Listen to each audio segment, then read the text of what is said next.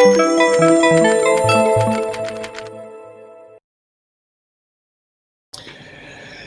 everyone, my name is David Meyer. Welcome back to First Time Reefer TV. And today, my friends, we've got an Australian exclusive. We have got the boys from Triton up in there in Cairns. I said, yes, that is correct, in Cairns. We've got Julian and Ehsan. They have just set up Australia's first ICP testing facility that we've seen. So we've got them on for an exclusive to take us for a walk through the facility and to show us how it works. So welcome, boys. Aston.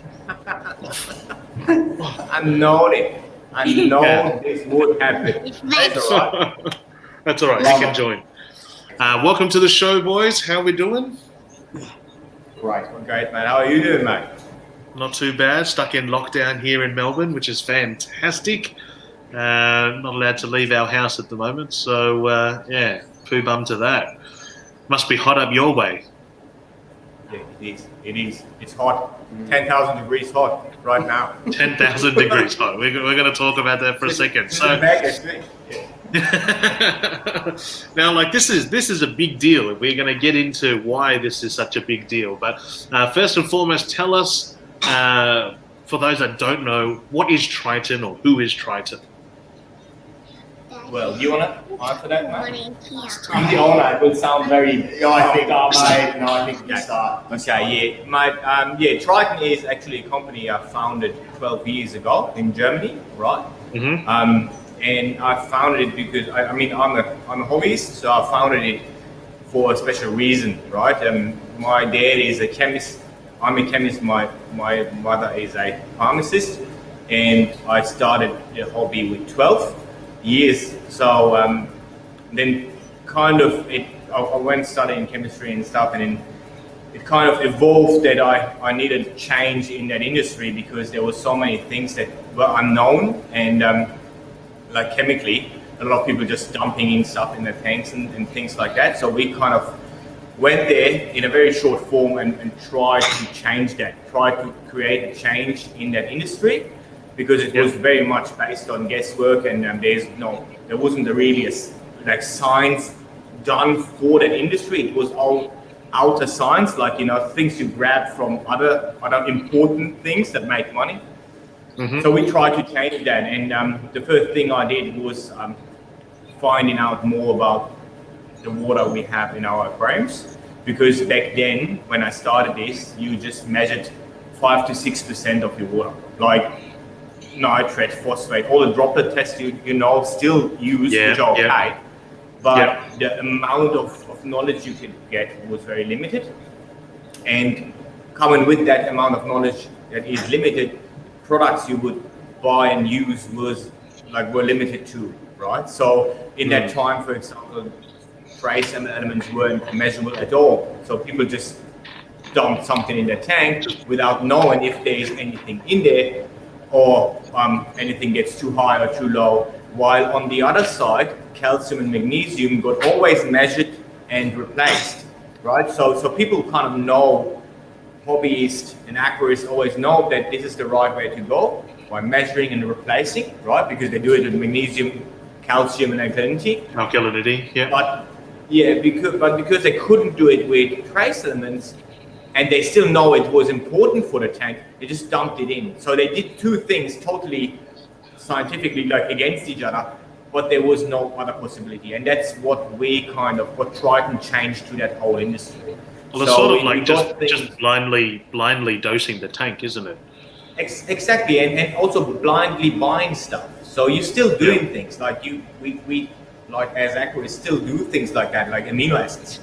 Like nobody know if there are amino acids in there or how much you need, or you just dump them in, which is not too bad, but it's just not the way an industry can evolve, right? It's like an unknown, very magical kind of thing, and I'm not, like, my way of reef keeping wasn't that, and I always wanted to know and understand, because look, you know that people go to some guy's home and this guy is having an awesome aquarium, right? And the first thing they ask him is, how do you do that? This is the first thing you ask, right? Because you want to have the same. And that's a typical thing in our hobby, and this happened to me too. So I had a really nice aquarium because I started with 12 years. So I right away started with 12 years old. Yeah, 12 years old. Yes. So I started very young, and I kind of learned things. There nobody had aquapora back then, right? So it was all like softies and stuff, and I grew up with this, and I always had like a bit of a connection to it because I never did freshwater, just right away salt water, like seawater. I'll just get you to move over a little bit there, Ehsan. I'll just get you to move into the camera a little bit so we can see your beautiful face. It's so hot in here. It's so hot. Anyway. So yeah, when I started, so at a special time, my tank looked really good, right? So people came to my house, bought frags and stuff like that, like the typical thing you do in the hobby. And they always ask, how do you do it? How do you do it? And I told them, but the most of it was kind of because of doing it so long and the experience and the talent, kind of. So you couldn't help them with it, right? You can't sell talent. You can't put it in a bottle and sell it. Of course. So the idea of my dad and me and my mom was to create something to make people successful, even not being maybe that talented or that experienced or whatever. Right? This was the main idea, and putting a thing like that together only work with science, with research, to understand what is going wrong for the most people, to fix that in a product. And that's what Triton does all the time. So if you look at our product portfolio, like you look at our products, we never produce a product that is good enough already. Like we don't have GFO because there are enough good, granular GFOs out there. GFOs out there. We don't have salt because there is good enough salt out there, So we go for innovations only. Like we went along, we create innovations, things that are really new, things that are really better than what is available, or actually really new, like ICP testing, HPLC testing, NDOC testing. That all is absolutely new to that industry. That's Triton. It's kind of a very innovative company. Provides a recipe for success. I think that's an interesting point you make there, because I was actually just having a conversation with someone the other day that even just in the 4 years that I've been reefing, I've been able to watch things evolve so much just in the short period of 4 years. And for anyone that's been reefing for a long time, they would definitely see the drastic night and day to what it is now. Like ICP testing is unbelievable, right? And breaking down those micro trace elements, I think even just with the equipment that's available, automated testing with the ReefBot and Mastertronic and even Triton that's out now, controllability of your aquarium, you're so geared for success because there are so many companies out there that have delved really deep into the research of how to keep an aquarium. Yeah, well, to be honest, that was always my goal with Triton. To be honest, like we started 12 years ago, so when you go back in that time, nothing really moved, right? So it was a standing, not moving like industry. And when I brought Triton, like for sure, it was very small in the beginning, and now we've grown to 4 laboratories around the world, so we're really massive. But that force of transparency and knowledge also carried the other companies even evolved, like other companies appeared that exactly went the kind of similar way, like you're trying to, like you say, like a Trident. I know the guys, so we did some testing for them at a while, and then there was the guys that don't exist anymore. There was this Mindstream with the testing for them, so you know what I mean. So there was a lot of things that actually infrastructure that have been created by innovations from Triton, which is ICP or even HPLC in the past, that caused a massive move to the front. So when you see. When you look at 12 years ago, nothing of that would be ever possible, because there was 100%. Nothing to secure things, nothing to. I had a discussion last time with some industry leaders, and one of them asked, "Hey, so what salt should I use?" And I'm very worried. And they said, "Well, mate, nowadays you kind of not need to be too feared anymore, because if somebody nowadays has crab salt, he will not be able to sell it because there's so many ICPs out there. It just wouldn't be in the market. Yep. Exactly. So we caused the jump in that industry to a higher quality because it's more transparent for the people at home. I always say you pulled back the curtain a little bit on water chemistry. Yes, Yeah. exactly. There was a lot Fantastic. of stuff. Yeah, fantastic. And you've obviously from then to now, you've got this massive behemoth behind you. That is the epitome of water testing, I'm going to say.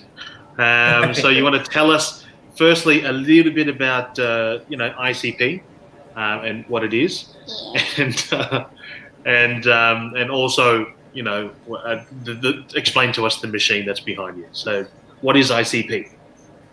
Yeah, so it's called ICP OES. ICP is an analytical machine, let's say, right?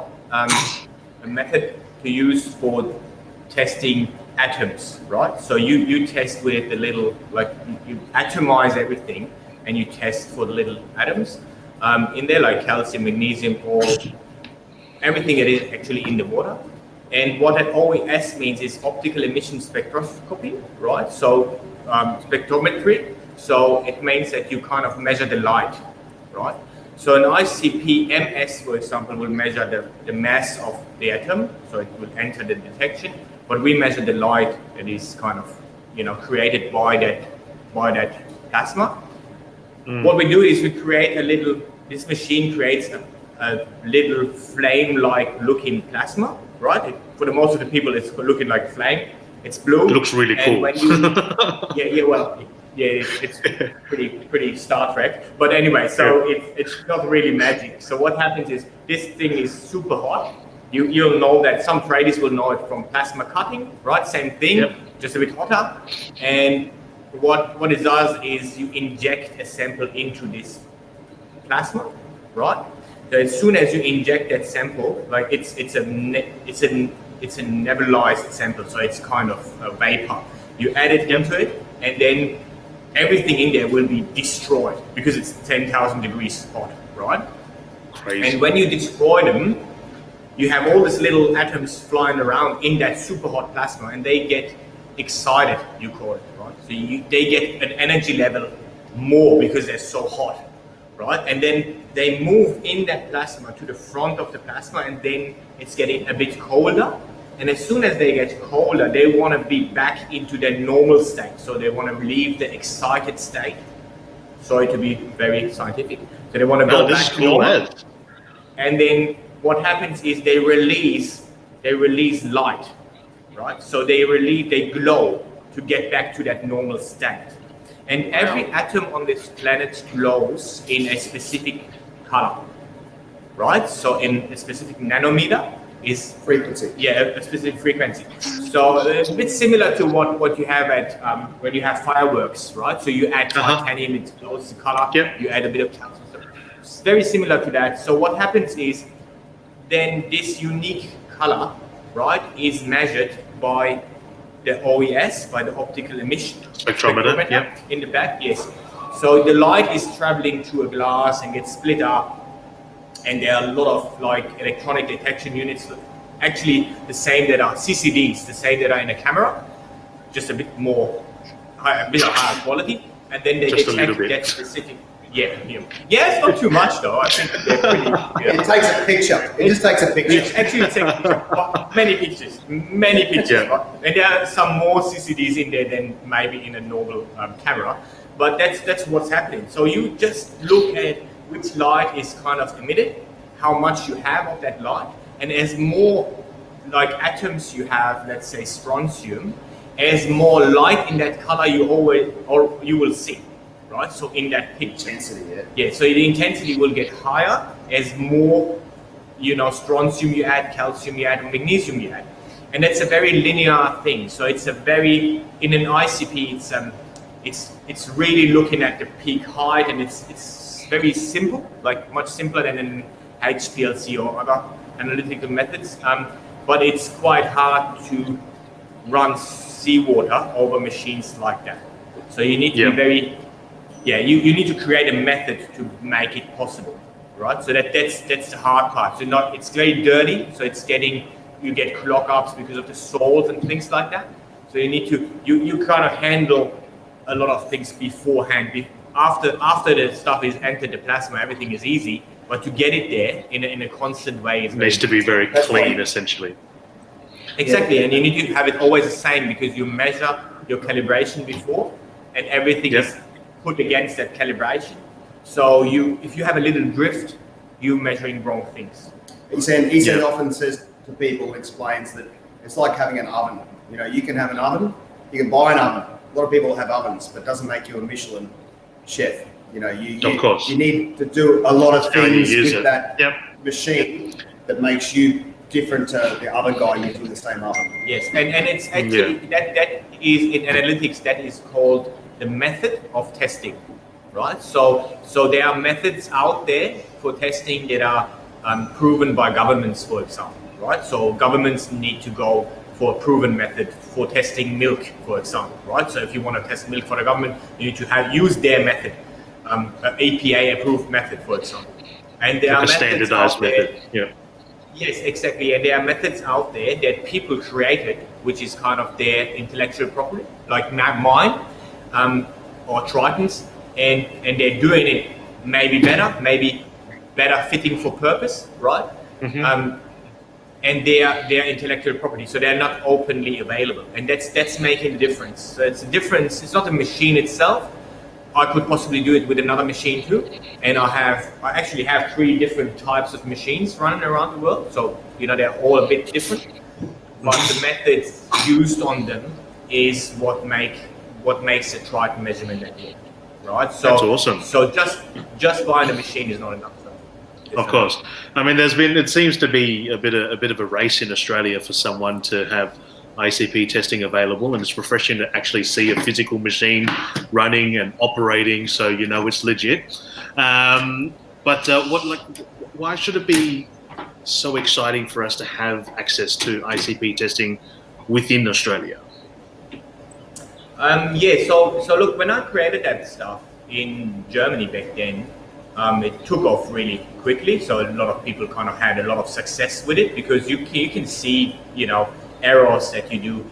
A lot of it is actually, what do I do wrong? So you'll try to create the exact same aquarium that somebody has because he has an awesome tank, right? Mm-hmm. But what is happening is you don't have the possibility to look if you have actually made it, if you have really done it without any error.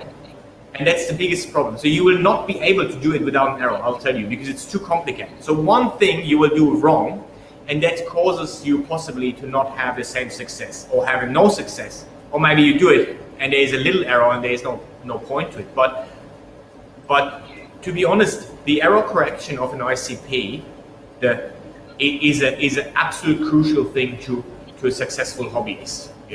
So if you imagine, when I started, I found bromide in calcium supplements, for example. It was one thing that I found very early days, and that was causing that people using the barling method, for example, very known, like a you do it yourself method, right?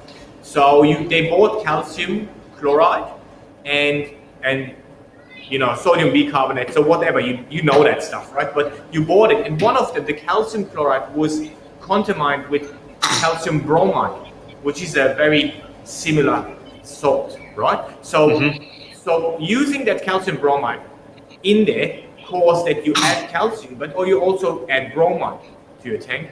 In the beginning, when the tank is very fresh, nothing happens because you add only a bit of calcium. You don't have that much, But when the tank looks like my tank, yes, so like after 2 years, the tank is grown really nicely, massive corals in there, and you're adding a liter of that stuff every day, then all of a sudden your bromide is hitting a point where kind of everything dies, right? So, and what then happened in the past was people just said, my tank died, and they said, and I used that product here, I used this coral food, and that killed my tank.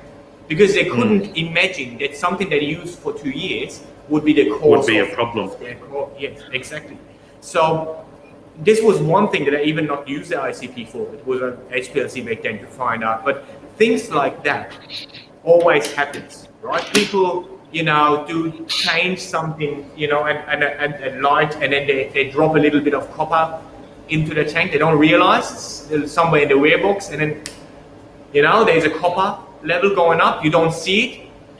This is things you can inhibit now, for example, right? This is what general ICP testing. So ICP testing changed that, which is very, very good for a lot of people having that hobby. It's saving a lot of animals before they die. Peace of mind. Yes, absolutely, and it's the right thing to do. Beforehand, we had the following thing.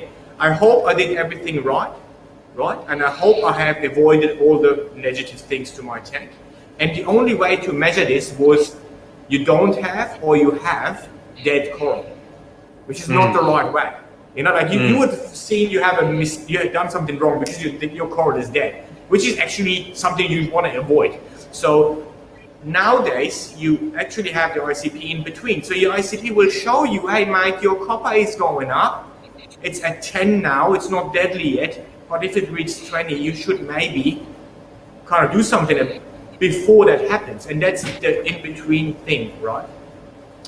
This would work with every kind of ICP, right? So you send it away, and even if you wait 10 days, that's still a valuable thing to an ICP. Of course. But then you also have a lot of things that comes on top, like a lot of success with very rare animals. You have, when you kind of run an ICP, beside your routine, and then try to add things like zinc, iodine, manganese, things that kind of corals need, depending on how many corals you have, which habitat you have. Like really depending if you have a lot of LPS, they will need different things to SPS. You know what I mean? Like it's a bit of a, so that part actually works much better when you have an ICP with a very fast turnaround time, right? So you send the test away and you get your results back. And people know that, like people feel that, right? So they don't send the test away to get their zinc corrected if it takes 14 days because it's kind of, your zinc level have changed that 14 days. It's not changing it in a vial, but it's changing in your tank. In your tank, So this is one thing. And then for sure, there is the point of a quick response ability, right? So if you have dying corals, you need quick response. So you need to know as fast as possible what is happening to my tank. And that's what we kind of try with the laboratories around the world, right? So if you have a tank in the UK now, you have a problem, you send your sample away, you get your results in 3 to 4 days. The same in America. In Germany, it was always like that, and now it's in Australia. So now it's the same in Australia. So that's the biggest game changer for us now. So being able to just send a sample to Cairns, your facility, it doesn't need to get shipped overseas anymore to get tested. It's tested right here in Australia, and you get your results back instantaneously, which makes ICP testing, ICP testing much more appealing now. For not only just a general health check, but to actually make changes in your tank. Because like you said before, generally your 14 days, it is just a health check, just to make sure you can keep things in line. But you can actually get regular ICP testing to do your sort of micro adjustments. Say, for instance, if you are running, 12 different micro trace elements, you can adjust your dosing pumps instantaneously. And I think that is a game changer. Adding a lot of value to ICP testing is quick turnarounds, because like I say, your tank changed. So as closer you get to a test result, that's better. Nobody can put it in their cellar, but this is the way, this is the way. Of course. And if they're in Cairns, they can just drive it to you. Yeah, they do. They already are. So it's okay. Well, that's very exciting. So did you want to just maybe run us through the machine that you've got behind there and a little bit about what it does? Really will quickly, but I just wanted to say the other exciting benefit of having the machine here, Dave, is we've got the research division that we've moved to Australia to really start, and that's our ability to collaborate with local industry companies, collection companies that obviously have a bit of a connection with, and there's multiple. There's quite a few that are very keen to work with us up and down the coast. So we're here, but we're going to work our way down to Mackay and Bundaberg and other places to southeast Queensland as well. So we will have that ability to do tests in the really kind of critical microhabitats that make up the GBR, and look at what sometimes in some of these areas you have incredible specificity water of the corals conditions that are in that area. Water conditions are one of the parts of that. So, or we can either account or discount water as being an issue or a factor. Or the factor. So Yeah. we're looking at all those different variabilities within water chemistry. So that's essentially like from the habitat itself, you're testing the water that wild coral is in, like on the Great Barrier Reef. Yeah. So the 20 years that I worked in a collection company in Cairns, I through that time saw a lot of amazing habitats where every hobbyist in Australia's coral has come from. Everyone's got GBR coral in their aquarium. So we will be looking at that. We'll be studying the habitats. We'll be providing any information, any data that we find will flow on to products and our recommendations, and also part of our support team. So we have a very high-level support team. For every test kit people purchase from Triton, they get the results, of course, which we're talking about and focusing on. They get the recommendations, which are built on a decade of research. And now you've also got a support team where people will give you more advice based on what your recommendation. You just send an email to our hello@triton.de, and that will get you access into that support team. So that's amazing. I think for people that kind of don't know Triton, you need to understand what we did the last 12 years was we created a framework to learn from aquariums. So when you do aquarium science, you're pretty much trying to do science on the aquarist. That's one thing that you do, because they do all the crazy mistakes. We have even a typography of them. So at one point that's pretty funny. So we have like the fuzzy people and we have a scheme for that. But what we did is through that testing, we have over 34,000 people online now, testing with us, right, around the world, and we know where they're from, and we have. So if you imagine that database, what we did is we created that Triton framework, so they're all running the same aquariums, right? So that's a standard, scientific standard, and now we can take this amount of tests we have done, like over 300,000 tests. So you can take this and check against, you can use that data for science. So what we did is actually we created Facebook for aquariums, right? So we use data that we can source and create new products out of it. And there was a limit to this. So there was a point where we said, okay, this is good, but it's for the future of Triton, we need even more ability to do science. And that's why we brought this machine here. Because as you can imagine, we go by population, right? So when we put a machine for earning money into a country, we definitely go by population. So America with 320 million people, that's an absolute good one for a machine, right? Germany 90 million, UK 70 million, so that's fine.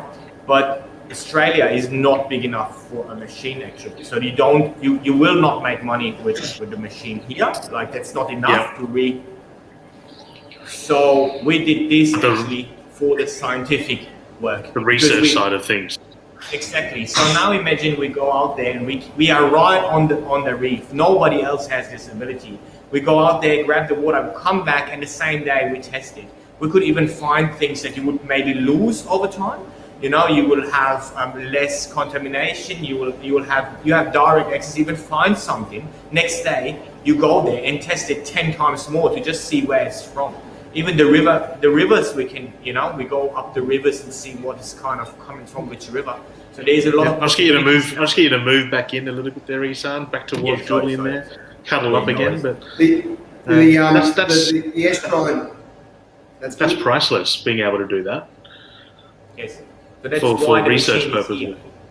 Yeah. Exactly, and this is our research machine. We have different types, like I said, and it's actually my machine that I do the research on, and we also validate a lot of other stuff for production with it. But yeah, that's why actually one big reason why this machine is here. And the machine will test all the water for the Triton 2.0 reef aquarium that will be starting to build. Amazing! So that's the next. How exciting! So, and I think we'll show you the machine. Yeah, because the great thing about ICP testing is like you guys actually provide the advice of what you should be changing as well. Is that right? Based off your ICP results in a very foolproof, easy to follow way, right? Like. Yes. So people that buy our ICP test, they don't buy it to kind of then afterwards go online and ask somebody else what to do with the results, right? Because if you can imagine, I was the first person measuring tank aquariums, like a reef aquariums, for trace elements, right? So there was no knowledge, real knowledge, what happens in an aquarium with trace elements before that day. That's the reality, right? They were write-ups from people that tried, maybe did it twice or 3 times on a machine that not belongs to them, and just so your uni maybe did something, but it wasn't really like, based on our reef keeping success or something. We did like tests on iodine just to see how it drops out of your tank, right? I did every hour a test of my tank to see how it drops away or where it goes and stuff like that. So over this time, with that framework, you created a lot of knowledge, and that's what people kind of buy when they buy a test. They don't test. You can't. If I give you your lanthanum or your lithium amount, you don't know what to do with it because there's no book written about it. There's nothing of vanadium. What does okay, I'll ask Google. Maybe I found out what vanadium does, but you know what I mean. It's just like it's not calcium and magnesium. It's not known, right? So that's a main point of it. So what we did is actually created knowledge, and we provide that with every test, and that's the main thing. You really need to say that this is the main thing why people should buy an ICP test, not just to get more non-usable data. Like, and then they need to go to Facebook and ask and get 200 opinions, right? And you're playing. You end up playing mad scientist yourself, which is pointless. I mean, I like being a mad scientist playing that, but you know what I mean. It's just like no help. So if you have a guy that says to you, you need more vanadium, and the other guy says, no, don't put it in, it's going to kill everything, and you still don't know what to do. There is no value, like this is even getting you more crazy, and that's not helpful, especially not for somebody that just has an aquarium or maybe has 2 years or 3 years starting with aquaculture. It's just not the way it should be. So what we do is we're very reasonable, very professional. We have marine biologists, 2 of them actually right now in the company. We have chemists and pharmacists, and we have real knowledge behind reef keeping. And we're all aquarists. Yeah, absolutely. We are all aquarists. We have we've proven it. So we went the hard way. We actually put up an aquarium and showed people that we can do it, and that was actually the way we got successful. And I'm pretty proud of that. I think you can hear that out. And obviously, all your research is based on data as well. When you give advice, is what you're trying to say. It's not just like based off scientific theories that this is what you should be doing. Like this is actually based off data that you guys have researched and collated yourself to understand what an element will do and how you need to adjust it, which I think is fantastic. And most importantly, David, it's data based on reef aquariums. Yes. Because a lot of data out there is not based on reef aquariums. Exactly. because you're hobbyists or acquarists as well, so that makes a difference. We So do how it about for a we? purpose. So how about we jump out the back now and check out this plasma? Oh, mate. Right, bear with me. Still on, not shut off. Yeah, no, we're good. We're still recording. That's it. See the mad scientist? Okay, so here you go. First of all, auto sampler. It's not that difficult. Let's see it's shut off. Look at that. It's done. It's actually done. Wait, I started again. Here you go. I start the plasma. Start the plasma for you. You can legend. see the plasma starting. So, yeah. I hope I don't burn anything though. And when it starts possibly getting a bit shaky, that picture is alright. Okay, That's so actually it's very simple though. We have a rack here, right? An auto sampler which walks in there. I can't tell you anything about this area, that's IP. It's something that we built at Triton. Yep. Nobody else has that, right? It's injecting the sample into the plasma. So I can't tell you too much about it because it's kind of going into the patent. So we have it here. No problem. Yeah. So that's where the water sample starts. Yep. Exactly. That's where the water samples start. So you can see some water samples actually in here, right? So they're sitting in here. You're waiting to be tested, and the machine runs them one by one. It just when it's on, it turns on, and goes inside the samples, suck them in, inject it in the sample, right? So they get come over here. I can't open it up. Wait a second. Yeah, we need to wait for a second, but you come over here and you see the plasma starting over here, right? So I'm just having my finger on that button if it kind of goes wrong. But There's a reflection of the video. Yeah, that's pretty cool. I was going to say, who's that good-looking dude in the reflection there? Oh, looking good, Dad.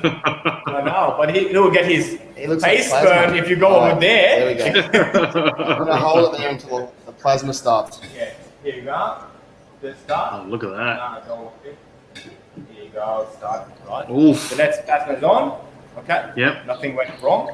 So Yep, happy days. I didn't ruin it. I think it started. So just do something here to get it a bit more stable. Okay, and you should be alright. Okay, so now we can open up that door. Let me show you what happens. Stable now. Okay, so what actually happens? Okay. So what happens is, this is a standard nebulizer right now. I'm not going to tell you about which nebulizers we normally use and whatever, but that's the standard one, which is okay. But they all work similar. So they nebulize the sample. The sample is injected here, gets nebulized, walks up that elbow and gets into the plasma. Right? And then it's getting atomized, moves the light, the stuff is sucked out to the top, right? So that's why the exhaust is actually there. Look at the exhaust there. So that sucks out all the stuff that is going outside, and all the birds outside die.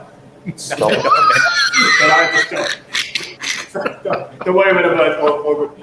So what happens is it's sucked outside, and then the light travels into that area. Have a look at this, right? So this is the area where all the CCDs are rolled up inside. So they're rolled up here, and the light hits a mirror over here and gets spread over to this CBC.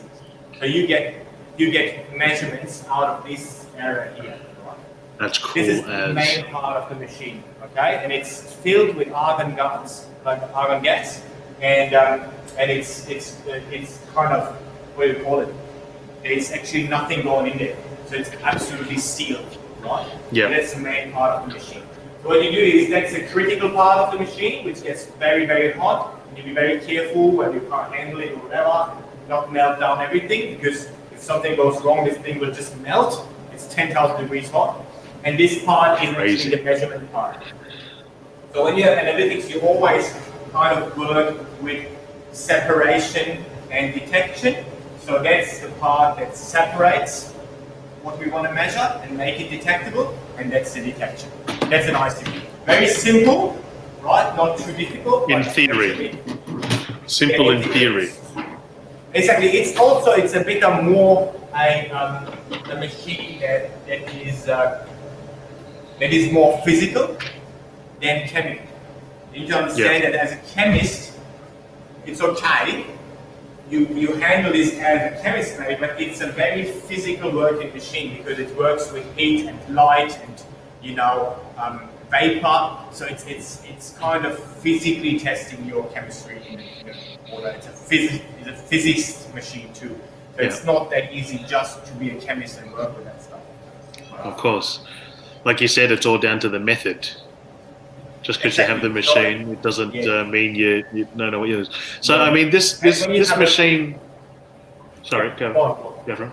No, I mean, this machine looks much more accurate than a dropper bottle test kit. Yeah, but it's not. We actually calibrate it and then we test it with a droplet test kit to be sure that. Stop it, David. No, but this is joke, right? Like the birds. The one that we get problems with Greenpeace though. So the thing is that you have one thing that is very important. That's a professional machine, right? And what normally professional machines do, if they can, if the method allows it, is measuring the samples very often. So you get a relative standard deviation. So you get multiple measurements, and then you look at how close they are to each other to make, and the average is what you give the people. So how many times does one sample get tested? 8 times. 8 times. On that machine, 8 times. Yeah, and the other machines 7 times. So, and we take the average out of this, right? So even if you do a droplet test, you could do the same thing just to get your errors out of the way. Because one measurement will give you 410 calcium, the other one will give you 430, the other one will give you 415, the other one will give you 430 again, and then you take this and take the average out of it. And you're closer to the reality. You're in ballpark, So a professional machine should always do this. Just wait.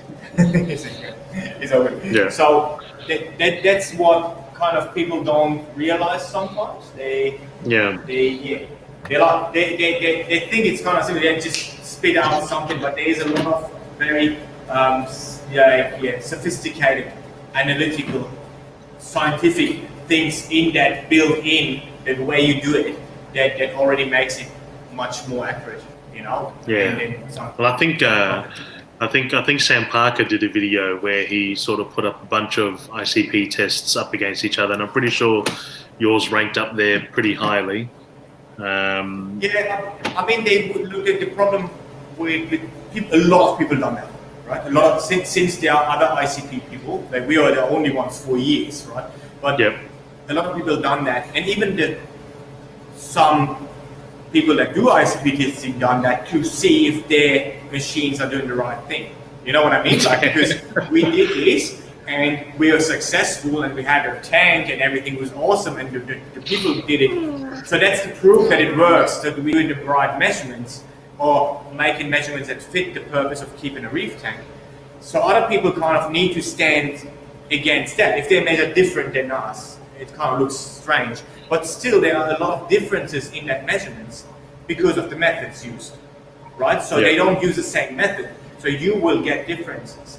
And that's the nature of different testing, because nobody has our method. If you use the same method, you get very close results, right? So there's a lot of things like, we do ring tests with our machines. We're testing the same sample in America, in the UK, in Australia, and in Germany, and they come out very close because the method uses the same, right? It's exactly the same, yeah.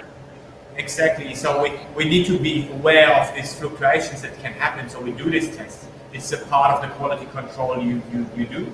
If you just have at one point of the world, you have just one machine, you actually can't do this quality control. You're unable to do it because you're not able to run a ring test with your own machines, right?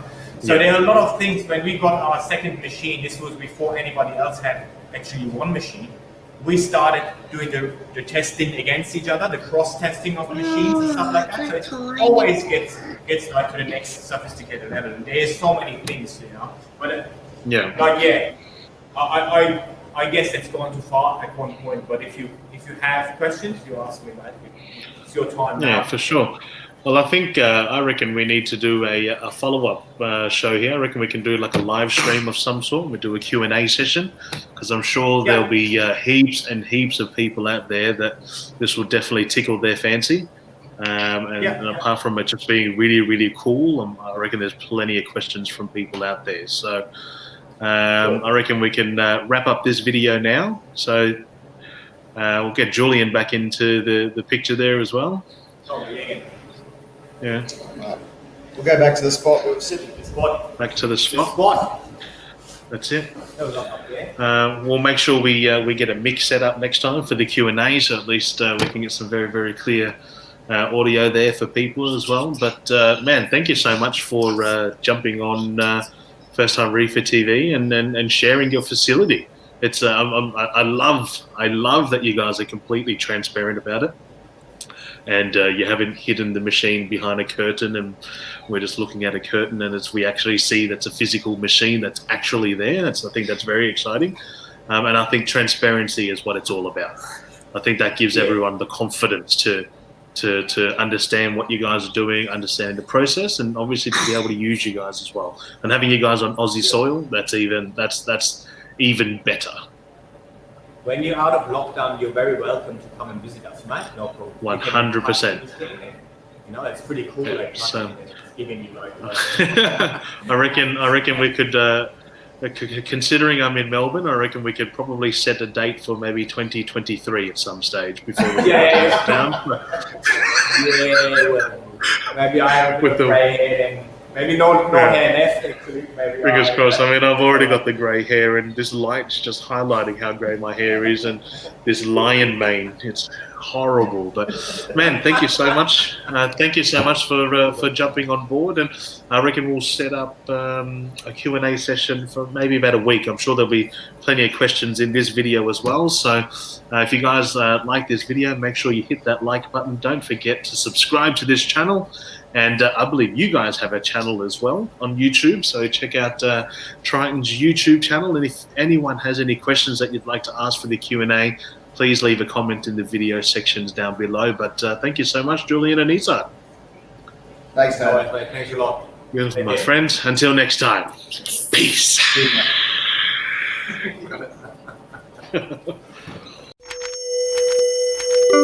Peace.